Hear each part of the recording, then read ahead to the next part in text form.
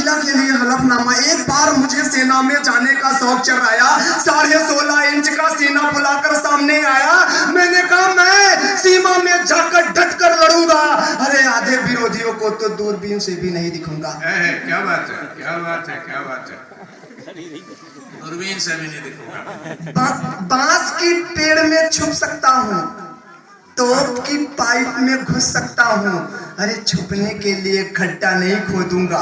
1 kilometre दूर रहा तो वैसे नहीं दिखूंगा। मेजर बोले एक आदमी बर्दाश्त कर सकता नहीं, खींच के चाटा मारू तो मार सकता नहीं। मरियल सा है। क्या बात है। अब तो मुझे मरियल हड्डी का ढांचा, भुखमरी का शिकार, पतलू, एक्सरे की हड्डी, कुल्फी की डंडी और न जाने क्या क्या कहते हैं। क्या बात है, क्या बात है। इस लाइन को फिर से पढ़े यार, बहुत अच्छा है। मैं दोबारा पढ़ना तो दोबारा पेमेंट करूं, ऐसा नहीं है फोगाट का नहीं पढ़ूंगा। एक बार ताली बजाओ, दोबारा पढ़ना हो तो ऐसा दोबारा। मेजर बोले एक आदमी बर्दाश्त कर सकता नहीं, खींच के चाटा मारना चाहूं तो मार सकता नहीं। मरियल सा है फिर भी मरना चाहता है। तू सीमा में जाके लड़ना चाहता है। रे मच्छर। अरे उन्हें क्या पता, आदरणीय पंडित रामकृष्ण द्विवेदी, जिला अध्यक्ष अखिल भारतीय साहित्य परिषद यही है। रे मच्छर, सीमा में तू क्या खाक लड़ेगा? गुलेल से भी मार देंगे तो श्रीलंका में गिरेगा। क्या वजन बड़ा मोटा हो फिर आप। मैं रीवा से यहाँ पर वजन बड़ा नहीं आया, यही सर्विस। मैंने कहा दोनों लोग यही सर्विस। पत्नी ने कहा कि वहां पन्ना कहाँ जा रहे हो तुम, वहां शेर खा लेगा। तो मैंने कहा इस लकड़ी में मांस कितना है कि खा लेगा शेर, कुछ तो सोचेगा। और दो तुम जोड़ोगे, आंखों से देखोगी 62 साल तक हम आंखों में। ये हीरा नगरी ऐसी है कि अगर एक किस्मत कण, यहाँ पर एक छोटा सा कण भी अगर दिख गया तो हम लोग वैसे ही माला माल हो जाएंगे। ये वो नगरी है मित्रों। मेजर बोले एक आदमी बर्दाश्त कर सकता नहीं, खींच के चाटा मारू तो मार सकता नहीं। मरियल सा है फिर भी मरना चाहता है। तू सीमा में जाके लड़ना चाहता है। ये मच्छर वजन बढ़ाने के लिए सभी उपाय अपना लिया, मोटा होने के लिए न जाने क्या क्या किया। कई किलो न जाने किसका चूड़ पा गया। 10 साल दिन में 2 बार गोली खा गया। गैलनो टॉनिक पी गया। अरे बाबा का बताया हुआ पेड़ पत्ता और जड़ खा गया। एक पापा ने कहा सुबह उठकर उस पेड़ की जड़ को दूध में घोट कर पियोगे मोटे हो जाओगे। पेड़ सूख गया। प्रयास करना चाहिए। हरवंश राय की पंक्तियां याद आती हैं कि सफलता मिले ना मिले यह मुकद्दर की बात है, हम प्रयास ही न करें यह तो गलत बात है। हमें प्रयास करना चाहिए। पूरी गर्मी हमारी प्रयास के लिए ताली बजाई आपने, बहुत बहुत धन्यवाद। होता है पूरी गर्मी शर्ट के अंदर जैकेट और पैंट के अंदर पैजामा पहनता था। क्या बात है, क्या बात है। पूरी गर्मी शर्ट के अंदर जैकेट और पैंट के अंदर पायजामा पहनता था। गाल पिचके थे इसलिए फुला के रखता था। फिर भी 27 की उम्र में मात्र 17 का दिखता था। यह बात हमारे पिताजी को बहुत करता था। एक बार हमारे पिताजी हमको बहुत धड़काए।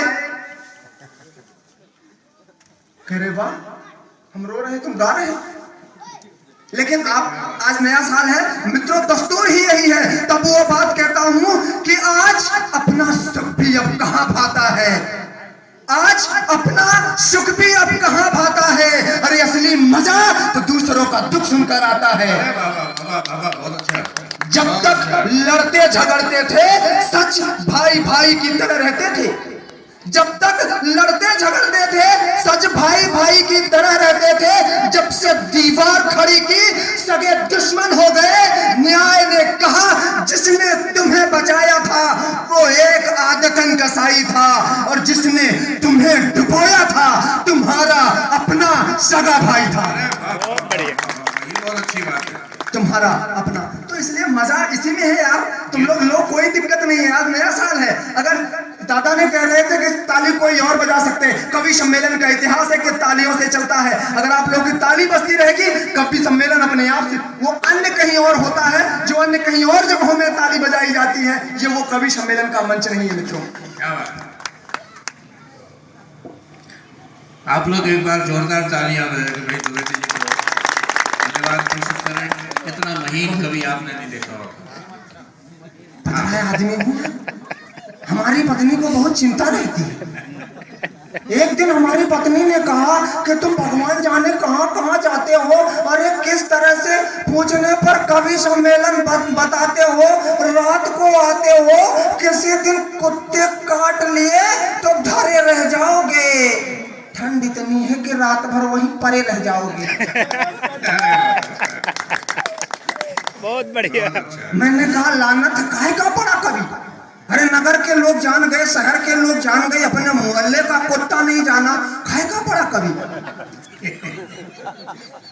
लेकिन एक दिन मैं जा रहा था रात को 2 बजे, 2 कुत्ता सोए हुए थे।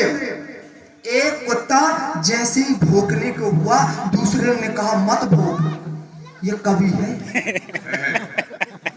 तो मैं मित्रों ये स्थिति है। मेरी पत्नी हमारा बहुत सम्मान करती है, बेचारे हमारे उत्तम स्वास्थ्य के लिए सुबह 9 बजे तक निर्जला उपवास करती है। बताओ किसकी पत्नी इतना किसके लिए, अपने पति के लिए करती है। अरे एक दिन मैंने कहा ये बताओ, ये 2-2 किलो क्या सामान मंगाती हो, कुम्हड़ा, पपीता, कलिंद्रा और कटहल कभी क्यों नहीं मंगाती हो। उसने कहा मैं आपका बहुत सम्मान करती हूँ।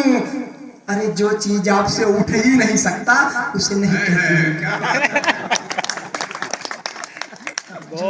हूँ। सम्मान, तब ये बात कहता हूँ। एक बार हमारे पिताजी हमको बहुत हड़काए, ना जाने कितनी उल्टी सीधी बातें सुनाए, बोले नालायक 2 उपगुण एक साथ नहीं सह सकता, एक तो पतला दूसरा कभी नहीं बन सकता।